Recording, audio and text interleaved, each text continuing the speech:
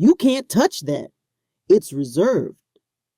The words weren't loud, but they dropped into the air like a stone in still water. The boutique went quiet for a beat, not silent, not completely. The string quartet playing softly through hidden speakers kept sawing through Vivaldi. A woman nearby cleared her throat, but something had shifted. Ava Sinclair let her hand hover for a moment longer over the velvet-lined display before retracting it with grace. Her almond-toned coat moved like liquid as she turned her head, a single curl escaping the low knot behind her ear. She looked at the saleswoman, Isabel, according to the name tag, and gave a slight nod. Polite, controlled, not surprised. "I understand," Ava said, her voice even. "I was just admiring the craftsmanship." Isabel tilted her head, lips pinched into something pretending to be a smile. "Yes, of course," she replied, with the same tone one might use to compliment a toddler for not touching the fine china. "We do have some other options, more contemporary lines, toward the back of the showroom." Ava didn't move. "I was particularly interested in this collection. I saw the diamond cuff in the January issue of Eclat. Platinum base, tension set sapphires. It's hard to find a design that balanced." That earned her a flicker of something, respect maybe, but it was quickly buried.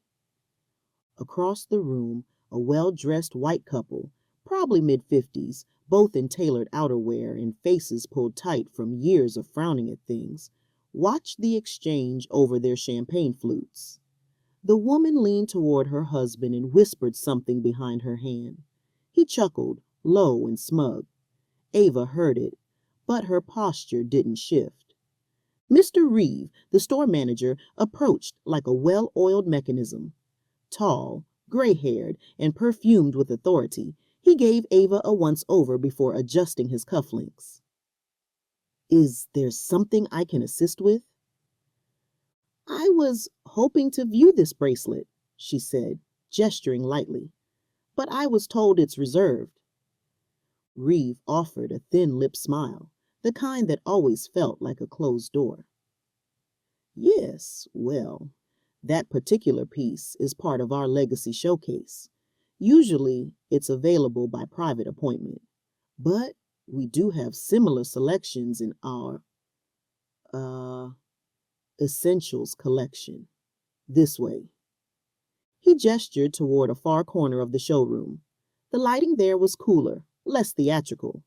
The pieces on display were nice, sure, but clearly the B-list. It wasn't just about the diamonds. It was about the message. Ava held her position for a moment longer, her fingers lightly resting on the edge of the display case. Then she stepped back with the same quiet poise she'd walked in with. "Thank you," she said. "I'll let you know if I need anything else." Reeve nodded curtly. Isabel had already turned to offer a necklace to the white couple, who were now eyeing Ava like she was both the entertainment and the inconvenience. Ava walked slowly along the cases, her heels silent on the stone floor. She didn't look flustered, didn't raise her voice, but behind her calm eyes, something had locked into place. They'd already decided what kind of woman she was. Now they were going to find out. The second time Ava spoke, her voice was just as soft, but it carried weight. The kind of weight that makes people pause, even if only for a second. "Do you have the platinum wedding band with the sapphire inlay? I think I saw it in this case earlier." Isabel glanced up from her clipboard, brows lifted in dramatic arch. "Oh, that one?" Her tone was airy, casual, laced with something brittle. "Yes," Ava said, The one with the tapering baguette stones on each side. Isabel smirked as though amused. That one's quite expensive, she said, dragging the words just a little too slowly, as if Ava didn't understand the weight of them. People usually look, but rarely buy.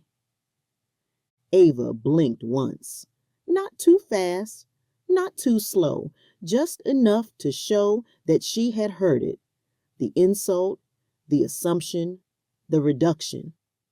She nodded, polite as ever, and reached into her handbag, not fast, not frantic, but intentional. From inside, she pulled out a small notebook bound in slate gray leather and opened it to a page with clean rows of handwritten notes. She quietly jotted something, ring size, perhaps, or stone clarity. The pen moved fluidly, like this wasn't her first time documenting such things, and it wasn't. But to Isabel, it was a red flag. Her eyes narrowed. May I ask why you're writing that down? Ava didn't look up. Just keeping notes for myself. We've had issues before, Isabel said quickly, glancing toward the cameras mounted in the corners.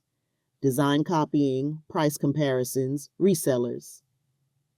Ava looked up now, calmly. I'm not reselling anything. Of course not, Isabel said, too fast.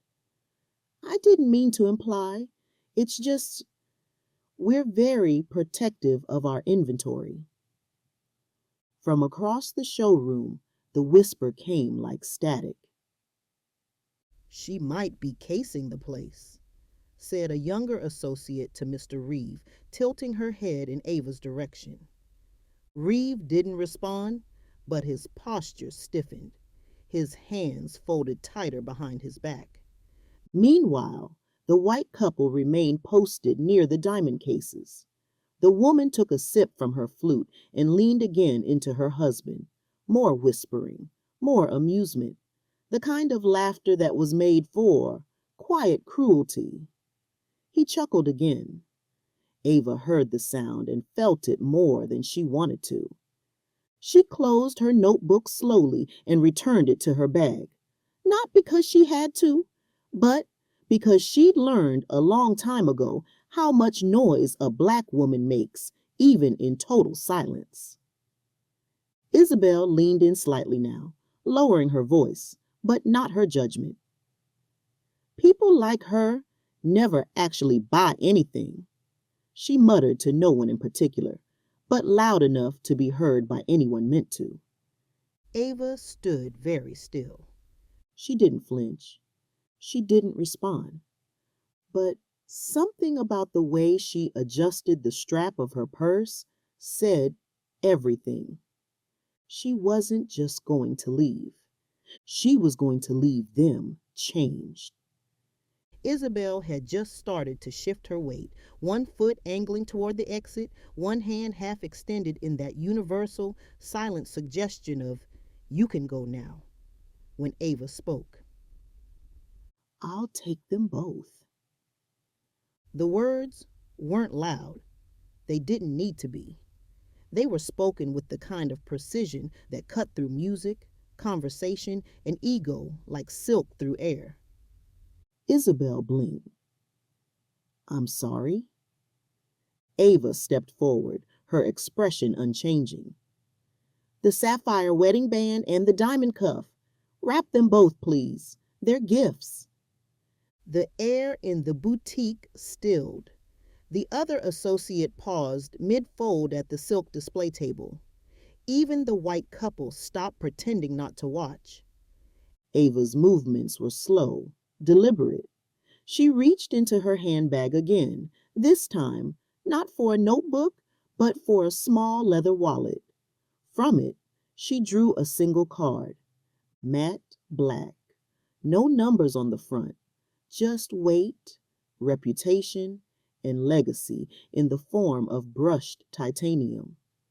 She laid it gently on the velvet counter, its edge catching the boutique lighting in a cold gleam. Isabel stared at it like it might explode. Her lips parted slightly. No words came out. Mr. Reeve was already halfway across the showroom, moving faster than Ava had seen anyone in this store move. Miss Sinclair, please forgive any confusion earlier, he said, the stammer crawling in around the corners of his voice. If we gave the impression that you did, Ava said, still calm, still unshaken. Reeve swallowed. Of course, I assure you, this isn't standard. It is, Ava said. He stopped. You judged my entire worth the moment I walked in, she continued, her voice low, clear, and devastating. You assumed I didn't belong. You redirected me to a cheaper section. You made jokes, whispered, called me a risk. That's not confusion. That's habit. No one moved. The card sat on the counter like a silent judge. The white couple that had been laughing before was now whispering to each other behind still champagne glasses. Their eyes flicked between Ava, the card, and Isabel, who looked like she might fold into herself. Reeve cleared his throat again. Of course. We'll have those items wrapped right away. Ava smiled softly, just a small tilt of the lips. Thank you. Isabel didn't speak. She just nodded, her face pale, hands trembling slightly, as she lifted the card and walked it back toward the register like it weighed more than her shame. Behind Ava, the music had resumed, but something in the room had shifted, not just in temperature, but in understanding. And Ava, she stood tall, composed, the same woman who had walked in moments ago, unapologetic, elegant, and far more than they'd ever allowed themselves to imagine. The boutique door closed with a gentle chime, and for a moment, no one spoke. The silence wasn't peaceful. It was surgical, still, loaded. The kind of silence that arrives after something irreversible has happened and everyone knows it. Isabel stood frozen behind the register, still holding the Centurion card in her hand like it might bite. Her reflection in the glass display case looked a little less crisp than before, hair slightly frizzed, eyes slightly wide. She hadn't spoken since Ava left. Mr. Reeve cleared his throat, but said nothing.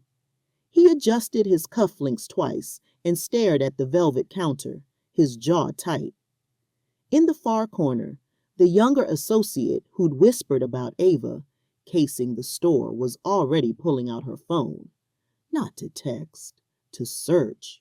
It took 3 seconds, maybe 4. Her name is Ava Sinclair, the associate murmured. Mr. Reeve looked up. She's a tech investor. Went to Harvard, Forbes 30 under 30 5 years ago.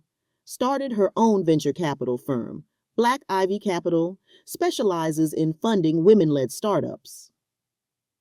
Isabel blinked.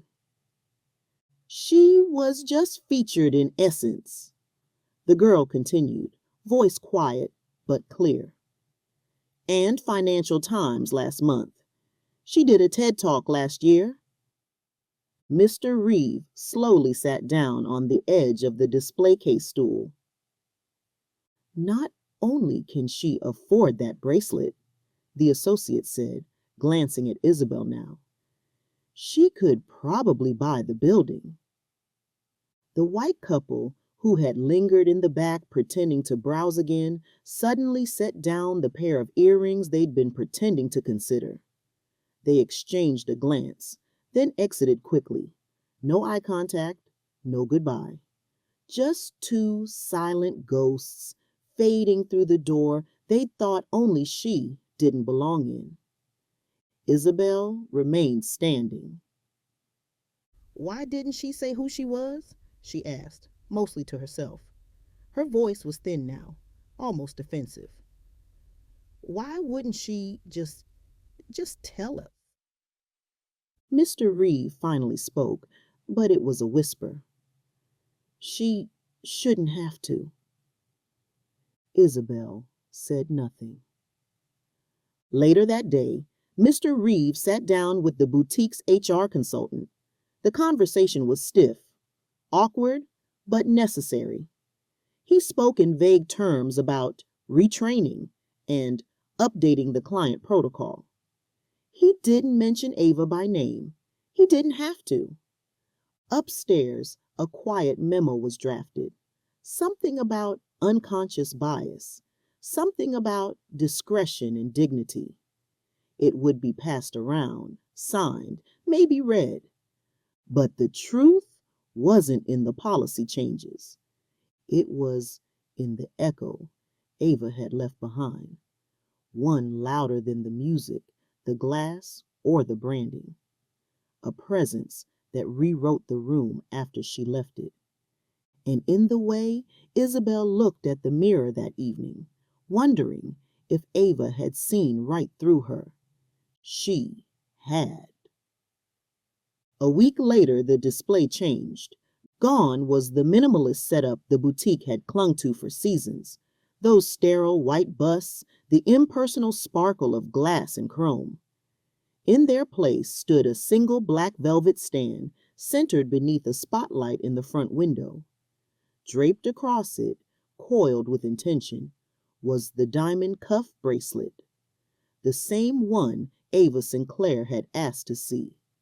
The same one she'd been told was reserved. Now, it shimmered unapologetically in the morning light. Just below it sat a small gold plaque. No logo, no price, just 5 quiet words engraved in perfect serif. As worn by Ava Sinclair. The reaction on Bond Street was instant, subtle, but unmistakable. A pause here, a glance there. Storefront whispers passed between shop girls and regulars. People slowed as they walked past. Some doubled back, pretending to check their reflection in the glass just to read the plaque again. The name meant something now. It had weight, context. Grace sharpened into legacy. Inside the boutique, things were quieter than usual. The music was the same, but the air felt different, less curated, more cautious. Mr. Reeve had taken to spending more time in the back office, reviewing customer service scripts with a pen that didn't seem to stop moving. And Isabel? She hadn't been seen since Monday. No formal announcement, no drama, just a polite reshuffling of the schedule. A new associate stood behind the counter now, smiling more freely, eyes scanning more curiously. She wore less perfume and asked more questions. People noticed. But Ava Sinclair never returned. Not once. She didn't come back to admire the plaque, didn't step in to see the display she'd unknowingly redefined. She didn't need to. Her presence lingered like the aftershock of a soft earthquake, nothing visibly broken, but everything subtly realigned. She hadn't just bought jewelry. She had bought space. Reclaimed it, really. Quietly, elegantly, without shouting or scene, with nothing but posture, silence, and the weight of a black card on a velvet counter. And now, her name was etched into the glass and gold temple that once refused her dignity. People remember those moments, even if they never say them aloud. The ones where power shifts without warning, where judgment is answered not with outrage, but with elegance, where someone walks in as a guest and leaves as a mirror. That window display told the story without needing to explain it. Ava Sinclair had never needed permission. She had only needed the door to be open long enough to walk through.